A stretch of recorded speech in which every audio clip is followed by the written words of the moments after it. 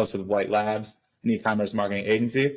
Today's guest is Lauren. Lauren, feel free to introduce yourself and let our viewers know a little bit about your background. Hi, everybody. I'm Lauren, and I am the founder and chief fairy of Fermenting Fairy, which is an online e-commerce wild fermented food company. Well, what inspired you to create the brand? Well, I mean, I call myself the accidental CEO because it fell into my lap, really. I was sick.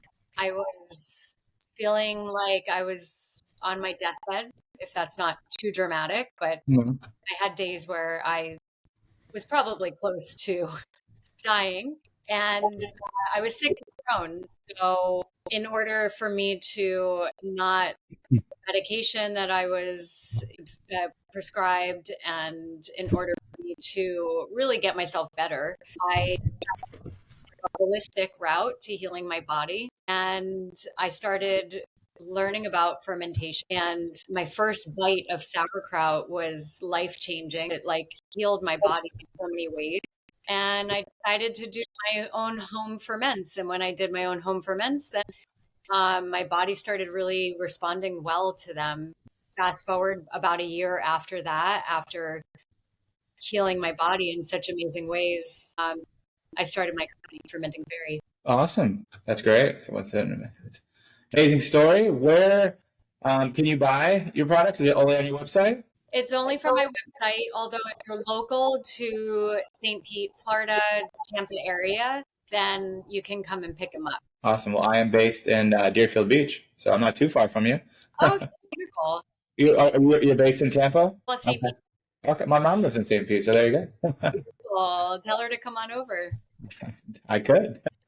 So who is your target audience? That's a hard one. I mean, everyone, really everyone. Like it's a really, really hard question because we have we have food for people who can't eat solids, have food for incredibly sick people. We have food for people who are thriving. We have everything for everyone. So target audience, I can't really answer that. Women in their 20s, 40s, Uh-huh.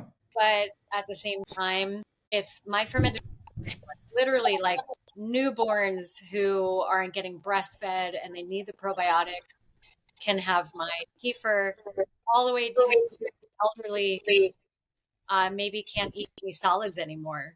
Yeah. Awesome. Yeah. What makes you different than any other competitor like yourself? Well, we do real fermentation for one thing. We make Uh-huh. all fermented foods.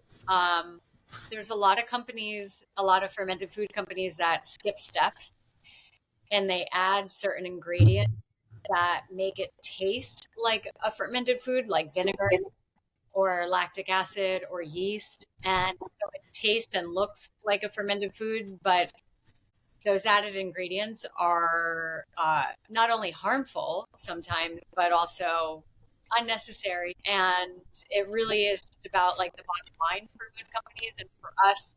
Because I healed myself with my products, it's about health.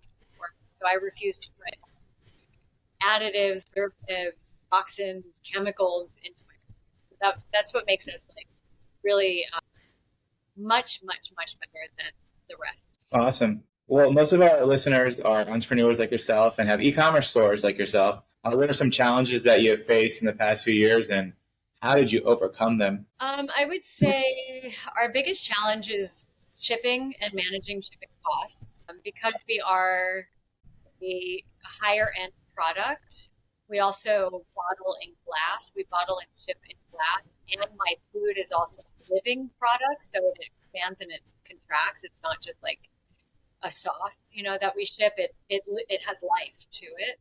Mm-hmm. And sometimes it can get agitated by the transit. So shipping is incredibly difficult. We have to ship overnight. I went from shipping ground in the beginning to now shipping overnight. And the cost, I'd say the majority of people don't like the cost. We split the cost with my customers. So if a package was $80, they pay 35 or 40, we pay the rest. Okay. but it's still, I mean, most people want free shipping. Yeah. They're in that Amazon frame of mind. Yeah, Amazon messed everyone up. Yeah. And we just ain't doing that, we Yeah. ain't doing the free shipping for overnight. I just don't understand how e-commerce companies do it, but we can't possibly do it with glass bottles overnight. It's hard, that's definitely the biggest challenge for us. That makes total sense. Yeah. What are your best-selling products? Best-selling product, the kefir. It's my coconut milk kefir. It's a vegan kefir, one of the only ones on the market. So it has no dairy. We make our own coconut milk, fresh from coconuts. And it's very, very powerful in terms of probiotics. And if there's anything, any food or drink on the market that's a panacea that can like pretty much heal anything, I think it's my kefir. Awesome. It's incredible. Yeah. That's great. What are some activities that you've done that have been successful for promoting the brand? Activities? Like marketing activities? Yeah, sorry. Well, Facebook ads, Instagram ads, those have been really helpful for acquiring new customers.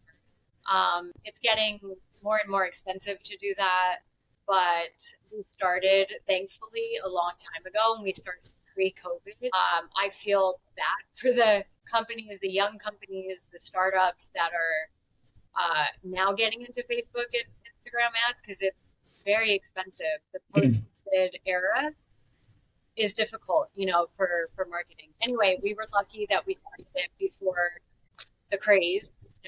So that's been helpful, and I think just back-end newsletters. So we've been collecting emails for a very long time, and my newsletter that I write every week generates some really good sales and gives some really good information.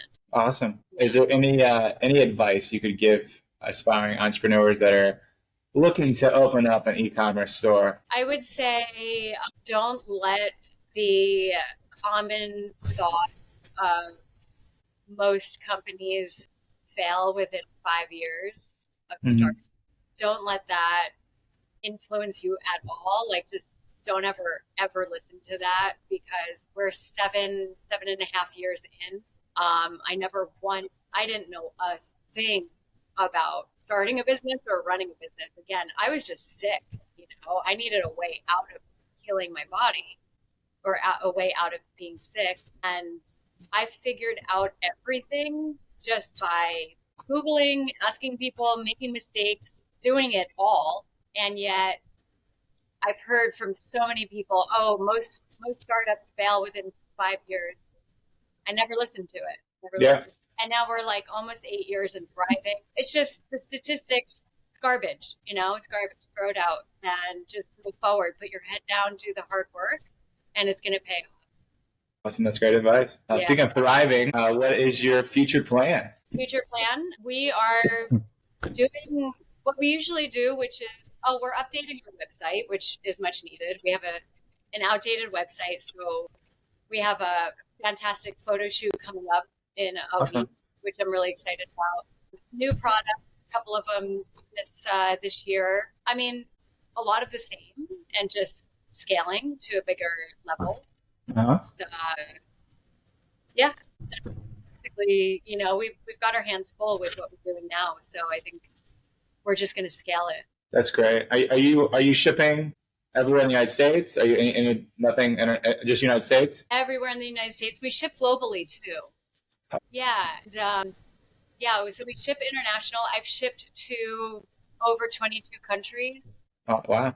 In the world. Yeah. It's been amazing. And we have a lot of international customers who, they pay a big shipping fee, but they can't find really good fermented foods in their country. So they order from me. And we're really grateful for that. So we ship everywhere nationally and everywhere internationally. Awesome. And the site is fermentingfairy.com. Is there anything else that I haven't asked you that you'd want our listeners to know about yourself or Fermenting Fairy? We're a fully vegan company, so we don't have any dairy, except my face cream is tallow based, so that's the only product that is non-vegan. Yeah. Yeah, I mean, I think my fermented foods are incredibly healing for people who are on a journey of getting their bodies to feel better. But and at the same time, for people who already feel great, it's another addition to elevating your health, mental, physical, mental health, emotional health, all around. Awesome. Well, that's Yeah. great. Well, I really appreciate you coming on the podcast, and thank you for your time today.